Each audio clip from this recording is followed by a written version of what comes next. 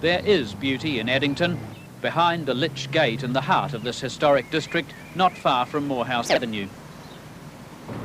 The Church of St Mary, Church Square, is one of the oldest in town.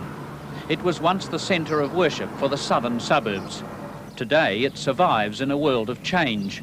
Change that could soon see St Mary's at the centre of a bold redevelopment plan for the whole of Addington. It was in 1867 that worship began here. The land was given by Christchurch's first MP, Sir Henry Sewell. The church was a simple wooden building, very much like others of its time. As Addington grew and the church was enlarged, St Mary's became the centre of a thriving working-class community.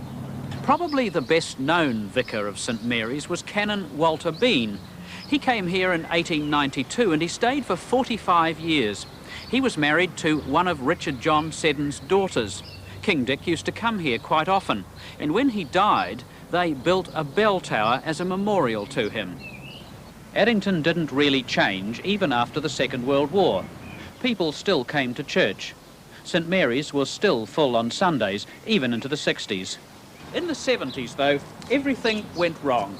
The congregation had dwindled to a few elderly people, there was no resident vicar here, the hedges and the grass grew wild, and it looked as though it was the end for St Mary's. As people moved away, industry moved in. So did the traffic. Flats replaced houses. Addington was in decay.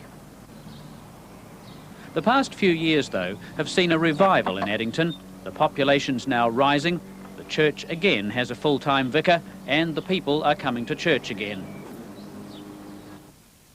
A symbol of the revival is a city council plan for the redevelopment of Addington.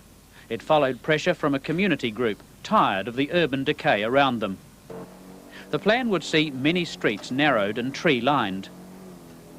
The Reverend Hugh Bowron and the people around Church Square know that only continued pressure will see work begin. That's why they've presented to the council their own plan for redeveloping the square. It would mean closing the road around the back of the square and developing the church grounds into a kind of village green with community facilities. This is going to make urban renewal begin in the suburb of Addington, and as the parish makes its submission, we believe that as things start to move here in Church Square, they'll start to happen all around in the surrounding streets, and they'll show local people that things really can happen if they get together and generate some energy. For Hugh Bowron, the changes envisaged to the square will mean changes to the way he runs his church. From now on, we'll be much more involved in community affairs and local politics. I think for Christians now, there's an inescapable connection between those two. But we have to be prepared to receive the people who'll be coming here much more. The City Council will evaluate the Church Square plan. Because it involves closing some streets, it'll probably be some time before approval is given. But the locals are hopeful. It means that for the first time in the history of this area, these people stop being happened to and take control of their own destiny.